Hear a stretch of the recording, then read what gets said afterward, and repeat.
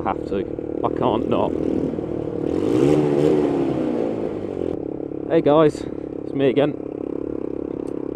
And today I'm going to talk about something that happened to me just before Christmas, which I did briefly talk about in another video, but I couldn't go into proper details because things were still happening. Basically, on the 22nd, I think it was the 22nd, it was just before Christmas, I know that, but I was giving my mate a lift home from another one of his mates' house. So I'd gone there on the bike, he'd jumped on the back, we're on the way home going through Henlow, and there's this Tesco's delivery van in front of me. So I'm giving it quite a bit of distance because I know their mirrors are dodgy. But all of a sudden he goes to overtake this parked car and slams his brakes on because there's a car coming towards him. So instantly I put my brakes on a bit too hard, my rear locks up and I start to slide. I managed to keep it and stop about 1.5 meters away from the back of this van. But I was positioned right in the middle of the back of this van. So in the mirrors, he couldn't see me. So this guy in the van started reversing. I saw his reverse lights come on, so I started to walk the bike backwards. But it was difficult because there was me and a 12-stone bloke on the back. But anyway, I started to try and walk the bike backwards. But this guy's reverse gear was very jumpy. And all of a sudden, he was just... the back of his van was on top of my front wheel. So what had actually happened is his bumper, like the metal lip bit you stand on to get up into the van, is exactly the same height as my front mudguard. So my mudguard was like cracked, shredded. It was pointing upwards at one point because this van had just gone straight into it and it just ripped it up. And so I started shouting and whacking the horn as loud as I could. And then the guy finally realises, oh wait, I should probably stop going backwards now. I think there's something behind me. Because it's a van and I'm like a motorbike, he didn't even notice he'd hit me. It just kept going backwards, pushing us back as well. Now, I was very pissed off at this point, to the point of swearing and shouting at this guy who just reversed into me. And so was my mate as well. So the guy comes out, like after moving his van forward a little so it's not on my bike. The guy gets out and comes over and says, "Shit mate, you okay?" And all I can think to say is, "What the fuck are you doing, you cock?" Which just escalated and escalated. And he was accusing me of rear-ending him. He was accusing me of he was actually accusing me of riding too close to him so that when he put his brakes on, I just ran into him. And it was at that exact moment that I realised my camera is in my pocket, out of charge. And it suddenly dawned on me that this could get messy. Going through all the insurance and that, trying to figure out whose fault it is. But then after we'd all calmed down, the guy started to apologise. And turns out that those vans have a reversing camera. It's, as soon as you put it into reverse, the camera's meant to come on so you can see what's directly behind you. But there's about a 5-second delay between going into reverse and that camera coming on. And that guy didn't wait for the camera. He just whacked it in reverse, gone straight backwards. And as soon as he showed me that, I knew that this was actually entirely his fault, because he should have waited for that camera to come on. because where we'd parked up at the side of the road, my bike was about 1.5 meters behind him. So we put it in reverse, we waited for the camera to come on, and you could clearly see my bike in the middle. So as soon as I saw that, I thought, right, this is going to get sorted fairly quickly. So it ended up, he gave me his, well, Tesco's insurance documents and everything. Not the documents, details. So I gave them a ring the next morning, and they said, right, we've accepted full responsibility. This won't affect your no claims with your insurance company. Your insurance company don't even need to be notified. They said that they'd pay for all the repairs and everything, but all that needed repairing was my front mudguard. I put a picture up of the damage.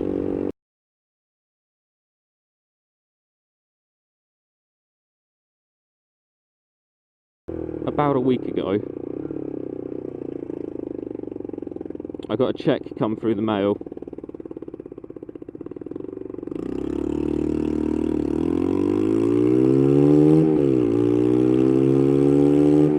For £58.50, which was the agreed settlement. That's how much they're giving me to get the bike repaired, which I'm quite happy with, because 58 quid. Do you really think that replacing a mudguard is going to be 58 quid? I mean, I can buy the part and fit it myself. That'll be about 20. But they wanted to give me that, so I accepted it.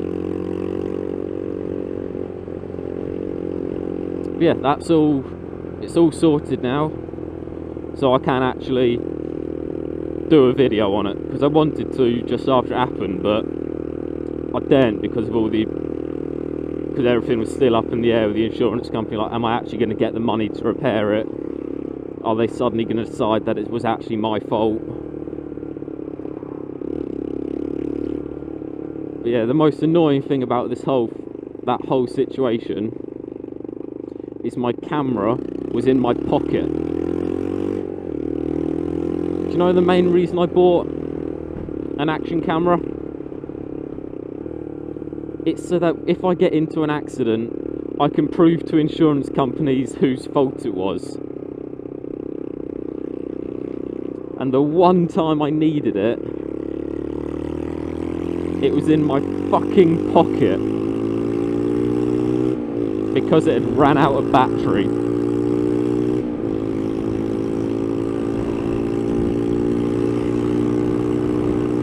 Oh well, shit happens, right?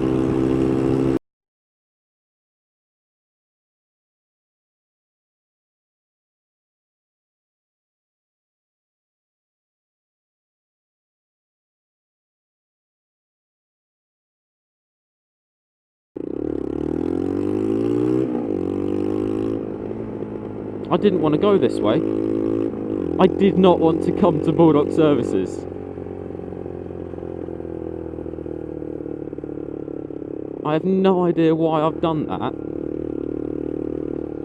Oh well, I'll catch you in a minute.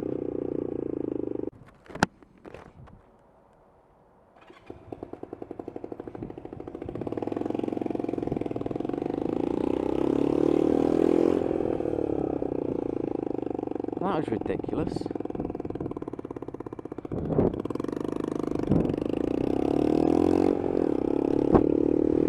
I decided while I ended up there, I might as well fill up with a bit of petrol.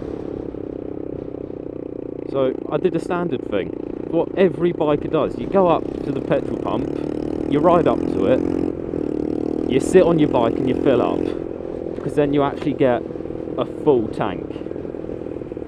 Because if you tilt it down to the side stand, you can't fill up fully because the way the fuel tank is. So I sat there and the pump wasn't working, and then over the speakers I just heard, "Please get off the motorcycle. Why? I just shook my head and went, no, I'm going to fill up. Went, we will not let you fill up until you get off the motorcycle.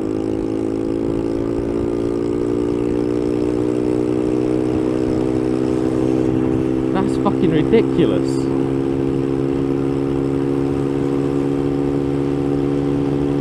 They won't let you sit on your bike while you fill the tank, in case you fall over and you spray petrol everywhere.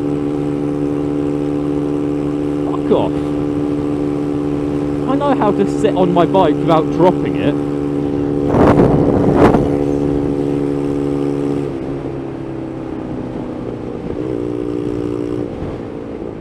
So I didn't quite get a full tank, because they made me park it on the side stand before I could fill it.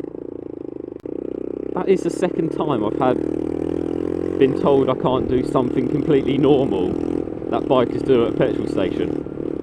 I mean, me and Jay Fezzer went out for a ride and stopped at a Shell garage in Hitchin because we both needed petrol. So we both pulled up to one pump. I filled my tank, and then I filled his tank from the same pump. That's normal. If you and your mate are out on your bikes and you both need fuel, that's what you do. So as soon as we get in, the woman, I went to pay, and the woman literally just went, next time you're not allowed to park two bikes next to each other while you fill up. Really? Why? Because you might spill fuel everywhere, and also it takes up too much space. Like, no, it doesn't. First of all, two bikes parked next to each other take up less space than one car. And if you look at the ground, there's already petrol everywhere. People have been spilling it for fucking ages. Did I spill any? No, because I'm not a dick. If you speak to me like that again, we're going to ban you. You're going to ban me from a petrol station that doesn't actually let me do what I want to do? Oh no, how am I going to live? I paid and walked out and got really pissed off at them. The only reason I actually went to that petrol station is, one, I ended up there somehow, and two, I've got a Shell driver's loyalty card. So for every litre you put in your tank, you get a couple of points, and you get enough points. You can either get like £2.50 off litres, off a litre, not a litre, £2.50 off a fill up. You can get Amazon vouchers, Waitrose vouchers. You can donate to charity. It's quite good actually. So the only reason I actually go to that petrol station normally is because if I go there enough, I can get free fuel.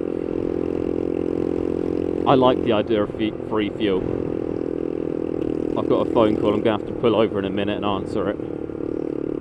I really hate it when people do that. Like, someone rings you and you get to the phone just after it stopped ringing. So you think, right, I'll ring them back now. And then they don't answer. I rang them twice and I didn't get a fucking answer. That really pisses me off.